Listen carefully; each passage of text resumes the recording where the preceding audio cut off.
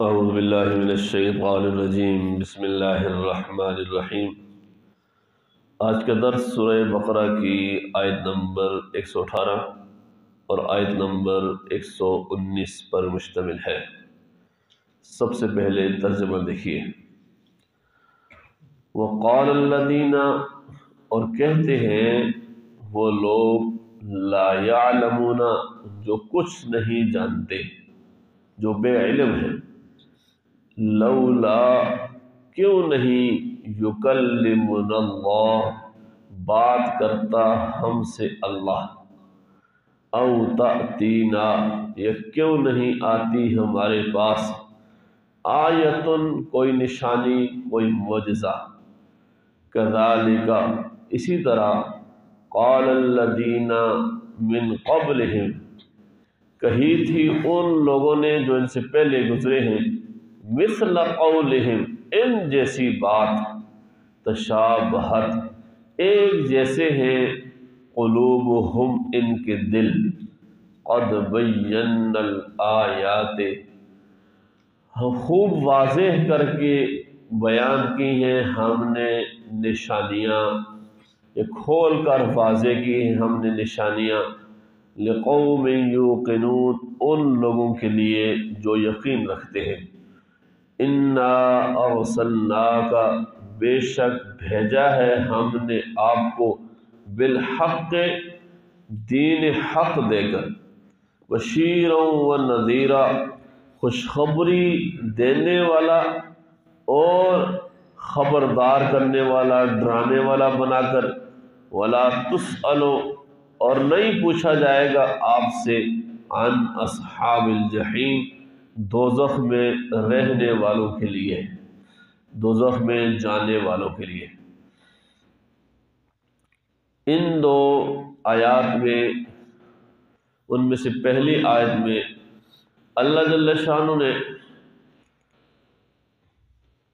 کچھ لوگوں کے ایک بے جا مطالبے کا ذکر کیا ہے اور پھر اس کا جواب بھی دیا ہے، اور پھر اگلی آیت میں اللہ جل شانہ نے اپنے رسول صلی اللہ علیہ وسلم کی ذمہ داری بتائی ہے۔ تو ہر دور میں جب بھی اللہ جل شانہ نے کسی بھی نبی کو بھیجا ہے تو اس کی تائید کے لیے اللہ جل شانہ نے اس کو کچھ نہ کچھ معجزات ضرور دیے، تاکہ لوگوں کو پتہ چلے کہ یہ ایک عام انسان نہیں ہے، یہ اللہ کی طرف سے ایک خاص قسم کا نمائندہ ہے۔ کیونکہ معجزہ جو ہوتا ہے وہ ہر انسان کے بس کی بات ہی نہیں ہوتی، وہ ظاہر تو کسی نبی کے ہاتھ میں ہوتا ہے، لیکن وہ ہوتا براہ راست اللہ کی طرف سے ہے اور اللہ کے حکم سے ہے۔ تو یہ معجزات ہر نبی کو دیے۔ رسول اللہ صلی اللہ علیہ وسلم کو جب اللہ نے رسول بنا کر، نبی بنا کر بھیجا، تو اس وقت لوگوں نے آپ صلی اللہ علیہ وسلم سے بھی اس طرح کے معجزات کا مطالبہ کیا۔ تو اللہ جل شانہ نے یہاں یہی بات کہی ہے کہ وہ لوگ جو جانتے نہیں ہیں، جو بے علم ہیں، وہ یہ کہتے ہیں کہ لولا یکلمنا اللہ، کہ کیوں نہیں اللہ ہم سے بات کرتا۔ جس طرح موسیٰ علیہ السلام سے اللہ نے کلام دیا ہے، تو اللہ ہم سے کلام کیوں نہیں کرتا؟ او تأتینا آیہ، یا ہم پر اس طرح کو کوئی معجزہ کیوں نہیں آتا؟ آیا، آیتن کا معنی ہوتا ہے نشانی۔ تو یہ قرآن پاک کی آیت کو بھی آیت کہتے ہیں، لیکن جب قرآن کریم میں آیت کا لفظ آتا ہے، اس کی جمع آیات ہے، تو عموماً اس سے مراد معجزات ہوتے ہیں۔ تو ہم پر کوئی معجزہ کیوں نہیں آتا؟ آیت معجزہ۔ اب یہ کس نے کہا تھا؟ الذین سے کون مراد ہے؟ کن لوگوں نے کہا تھا؟ تو بعض حضرات تو یہ کہتے ہیں کہ اس سے مراد یہود و نصارہ ہیں، اور کچھ حضرات کی رائے یہ ہے کہ اس سے مراد مشرکین ہیں، کہ مشرکین نے یہ مطالبہ کیا تھا یا کہ ہم پر اس طرح کی بات کیوں نہیں آتی۔ اللہ جل شانہ نے اگلے جملے میں آپ دیکھیے اس کا جواب دیا ہے کہ کذالک قال الذین من قبلہم مثل قولہم، فرمایا کہ یہ والی بات جو یہ مطالبہ کر رہے ہیں نیا نہیں ہے، اس سے پہلے جو لوگ گزرے تھے انہوں نے بھی اسی طرح کے مطالبے کیے تھے، اسی طرح کی باتیں انہوں نے کہی تھی۔ اور قرآن کریم کے اندر ہے کہ یہود نے جیسے کہا تھا کہ اللہ تعالیٰ جب تک خود ہمیں نہیں سنائے گا کہ یہ تورات ہے ہم ایمان نہیں لائیں گے۔ جب اللہ نے سنا بھی دی بات پھر بھی نہیں مانا، پھر کہا نہیں حتیٰ نری اللہ جہرۃ، جب تک ہم اللہ کو سامنے نہ رکھیں ہم ایمان نہیں لائیں گے۔ تو اس طرح کا مطالبہ کہ اللہ تعالیٰ جل شانہ سامنے آ کر بتائے تو پھر ہم مانیں گے۔ اسی طرح عیسائیوں نے عیسیٰ علیہ السلام سے مطالبہ کیا تھا کہ آسمان سے ہمارے لیے ایک دسترخوان اتارے۔ تو اس طرح کے معجزات، اس طرح کی باتیں وہ پہلے بھی لوگ جو ہے وہ مانگنے کا وہ مطالبے کرتے رہے ہیں۔ تو اس لیے حضور کو فرمایا کہ جو یہ آپ سے مطالبے کر رہے ہیں یہ کوئی نیا مطالبہ نہیں ہے، اس سے پہلے لوگ بھی جو ایمان نہیں لاتے اس طرح کی باتیں کرتے ہیں۔ اور پھر فرمایا کہ تشابہت قلوبہم، فرمایا کہ ان کے دل ایک دوسرے کے ساتھ ملے ہوئے ایک جیسے ہیں، جس طرح ان کے دلوں میں پہلے والے لوگوں کے دلوں میں کوئی بصیرت نہیں تھی، حق شناسی کی وہ مادہ نہیں تھا، اسی طرح ان کے دلوں کے اندر بھی یہ حال ہے۔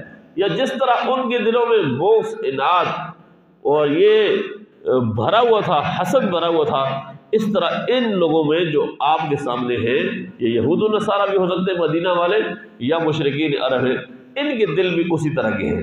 اور پھر فرمایا کہ ایسا نہیں ہے کہ ہم نے کوئی نشانی نہیں دی، بلکہ قد بینا الآیات، تمام کے نشانات، تمام معجزات ہم نے کھول کھول کے بیان کر دیے ہیں۔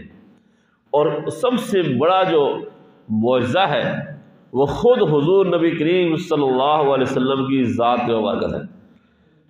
اور دوسرا معجزہ قرآن کریم ہے کہ آپ صلی اللہ علیہ وسلم انہی لوگوں میں 40 سال گزارے ہیں، نبوت تو 40 سال کے بعد ملی ہے۔ آپ صلی اللہ علیہ وسلم کی ولادت، بچپن، جوانی وہ سب ان لوگوں کے سامنے گزری ہے۔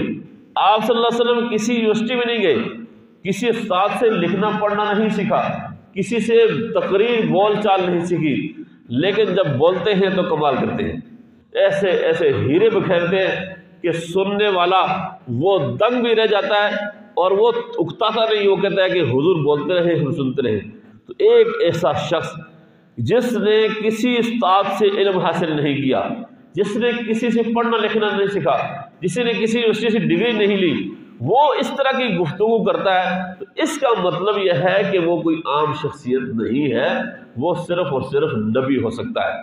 تو خود حضور کی ذات اس سے بڑا معجزہ اور کون سا ہو سکتا ہے؟ پھر تم اور معجزات کا مطالبہ کرتے ہو۔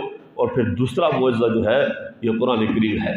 اس قرآن کریم یہ ایسی کتاب ہے کہ عرب کے سارے فصحاء بلغاء، جب کہ ان کے ہاں عربی زبان کا بہت بڑا چرچا تھا، شعر و شاعری اس وقت عروج پر تھی، لوگ ایک دوسرے کے مقابلے میں کلام بناتے تھے، لکھتے تھے، جا کے بیت اللہ میں لٹکاتے تھے۔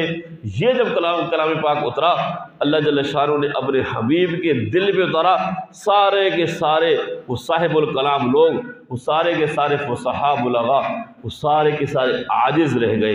پھر اس لیے قرآن کریم میں یہ چیلنج بھی دیا، اس طرح کی کوئی ایک صورت بھی بنا کے لے آؤ نا، تم بھی سارے، تمہاری زبان ہے عربی، تم سارے فصیح اور بلیغ ہو، تو لے کے آؤ۔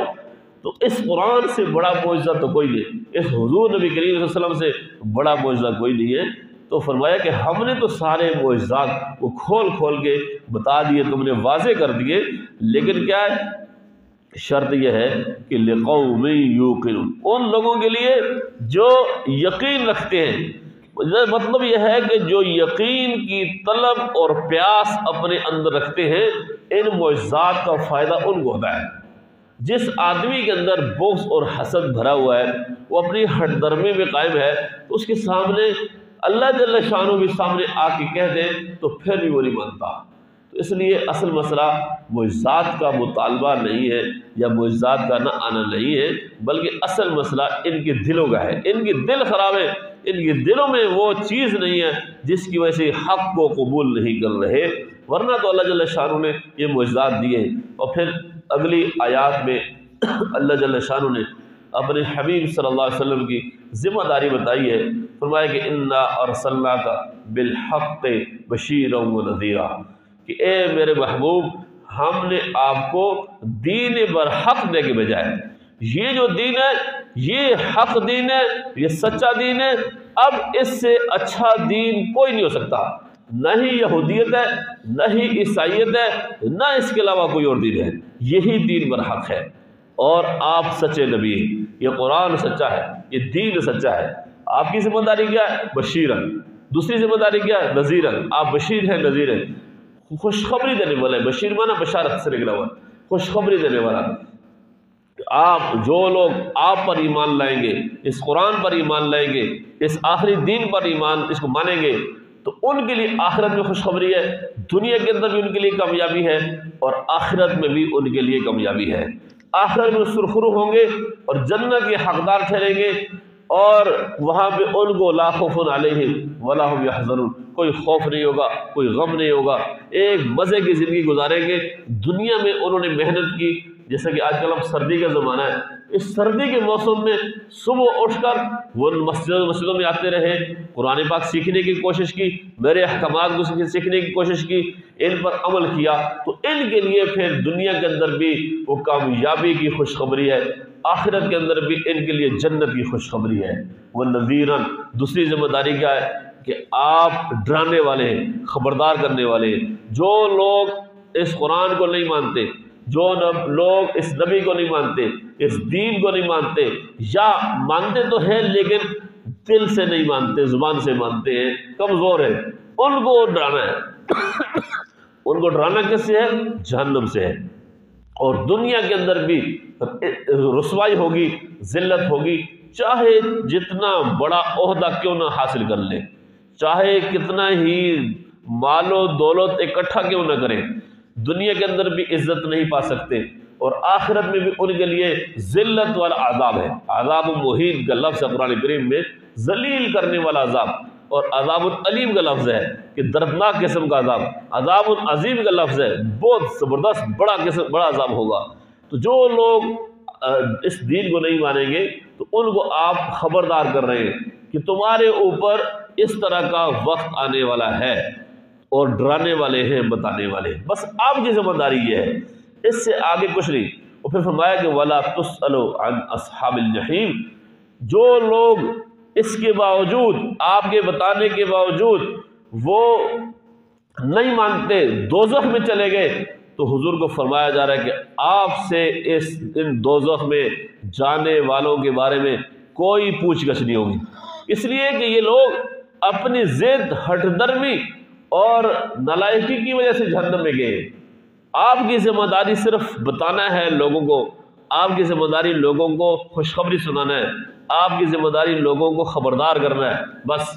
اس لیے قرآن کریم میں فرمایا کہ فذکر انما انت مذکر، آپ تو لوگوں کو نصیحت کریں، آپ صرف نصیحت کرنے والے، لست علیہم بمسیطر، آپ ان پر کوئی سنتری، کوئی دروغہ، کوئی نگران نہیں ہے کہ زبردستی کسی کو لے کے آئیں دین کی طرف، نہیں، صرف آپ کا کام لوگوں کو بتانا ہے۔